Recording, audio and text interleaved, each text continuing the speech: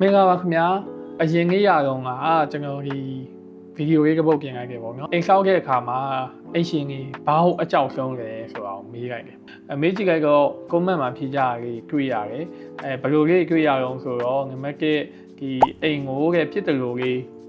ဆောက်သွားမှာခိုင်ခန့်မှုမရှိမှာအလွယ်လောက်သွားမှာကိုကြောက်ဆုံးမယ်တဲ့နောက်တစ်ယောက်ကကျတော့လိန်သွားမှာရဲ့ရေသွေးနှိမ့်မှာရဲ့ကိုကြောက်တယ်တဲ့နောက်တစ်ယောက်ကတော့မခိုင်ခန့်မှာကြောက်တယ်ပြီးခဲ့မလေးငယ်မှာပြိုကျပျက်စီးခဲ့အိမ်ကြီးမြင်ခဲ့ပြီးတော့ဘာမှမပျက်စီးတဲ့အိမ်ကြီးပဲမြင်ခဲ့ရတော့ကိုယ်အိမ်ကြရင်ခိုင်ခန့်ခန့်ကပပကြီးဖြစ်ရှင်ခဲ့နောက်တစ်ယောက်ကကျတော့ကိုနားမလဲ technical cam နေမှာတခြားလုံးမပြီးမှာကြောက်တယ်ကွန်ကရစ်ဖြော်ရဲ့အချိုးခါခဲတဲ့ငယ်ကညောင်းဆိုင်ရေးအတွက်ဒါတွေကိုကြောက်တယ်လို့ပြောရဲအဲ့နောက်တစ်ယောက်ကတော့သူက second man ဖြစ်မှာကြောက်တယ်လို့ပြောရဲဒီကြောက်တဲ့၅ခုကိုကျွန်တော်အရင်ဆုံးဘာတွေလုပ်တင်လဲဘယ်လိုတွေလုပ်တာကောင်းလဲဆိုတာလေးကျွန်တော်ငားခဲ့တော့ရှင်းပြခြင်းပဲပေါ့နော်အဲ့ဒါနဲ့ပတ်သက်ပြီးတော့ကျွန်တော်စက်လိုက်လေးတွေလုပ်ထားတယ်အဲ့စက်လိုက်လေးတွေကျွန်တော်ငေါက်ကြရင် Facebook မှာ game ပေးပါမယ်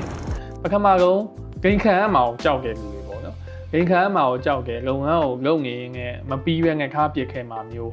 းအဲ့ဟာမျိုးကြောက်တယ်လုပ်ငန်းကဝက်ကပြန်နေပတ်စံနေလိမ့်ပြေးခေါ်တာမျိုးအဲ့ဟာမျိုးကြီးဟာမြန်မာမှာအရင်ကလည်းကြားဘူးတယ်အခုခေတ်ကကြားနေရတော့မယ်ပေါ့နော်ဒါတွေကိုဘယ်လိုဖြေရှင်းရမလဲပထမဆုံးကတော့ခိုင်မာတဲ့စာချုပ်ခုကိုချုပ်ဆိုတင်တယ်ပေါ့နော်ကျွန်တော်အရင်ဗီဒီယိုမှာပြောခဲ့ဘူးတယ်အိမ်ကလုံးခောက်တော့မယ်ဆိုရင်အိမ်ရှင်ကြီးဘာလုပ်တင်တယ်လဲဆိုတဲ့ဗီဒီယိုလေးပေါ့နော်အဲ့ဗီဒီယိုလေးမှာဆိုရင်ကျွန်တော်တို့ဒီအိမ်ခောက်တော့မယ်ဆိုလုပ်တင်တဲ့လုပ်ငန်းလုပ်ဆောင်မှုအရှင်းရှင်းကိုကျွန်တော်ရှင်းပြထားတာရှိတယ်အဲ့လိုအရှင်းရှင်းမှာကုန်ကြကိတ်တွက်ချက်မှုတွေထွက်လာပြီဆိုရင်ပါဝင်တဲ့ပစ္စည်းအမျိုးအစားရဲ့အရေးအတွက်ရဲ့ဈေးနှုန်းရဲ့အဲ့ဟာတွေကိုပါဝင်တဲ့ကုန်ကြကိတ်တွက်ချက်ရဲ့စာအုပ်ပေါ့နော်အဲ့စာအုပ်ရဲ့ပြီးတော့ကြတော့ PC ရမယ့်အချိန်ခရာရဲ့ကိုတိဆောက်ပေးမယ်ဆိုဆောက်လုပ်ရေးကုမ္ပဏီပဲဖြစ်ဖြစ် contract ပဲဖြစ်ဖြစ်အဲ့ပြောရင်ရဲ့အဲ့ဒီ BOQ လို့ခေါ်ရဲ BOQ လို့ပြောရင်ရှုပ်မှာဆိုတော့ပေါ့နော်ဂင်းကုန်းအတိအကျတွက်ချက်ထားတဲ့စာအုပ်ရဲ့ drawing စာအုပ်ရဲ့နှစ်ခုကိုကင်ပြီးတော့ဒီဂင်းကုန်းဒီပစ္စည်းတွေကဒီ drawing နဲ့ကင်သုံးပေးရမယ်ဒီဂင်းကုန်းနဲ့လုပ်မယ်ဆိုတာမျိုးအတိအကျ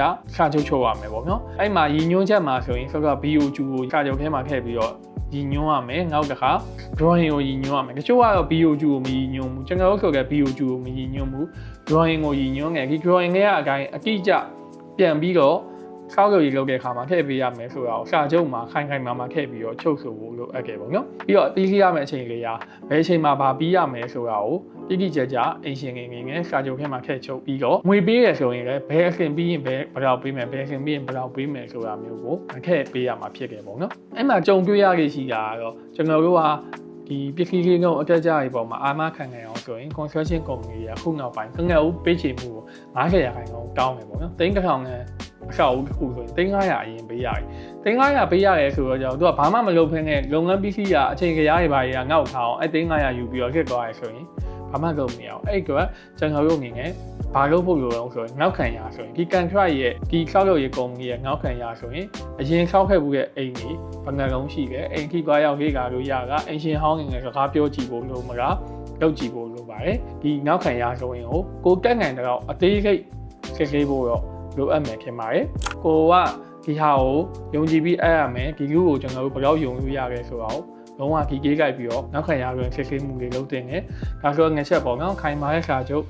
်ထဲမှာ drawing နဲ့အသေးစိတ်ကြွချက်မှုပါတဲ့ငယ်အသေးစိတ်ကြွချက်မှုမပါရင်ကောင်မှ drawing နဲ့အတိအကျရည်ညွှန်းချက်ပါတဲ့ငယ်ပေါ့နော်ပြီးရင်နောက်ခံရတွင်စစ်ဆေးတာလုပ်တင်ငယ်နောက်ခံရတွင်စစ်ဆေးတဲ့အချိန်မှာလည်းလုံးဝအသေးစိတ်ကိုကန့်ငိုင်တော့နောက်ဆုံးအချိန်ကြီ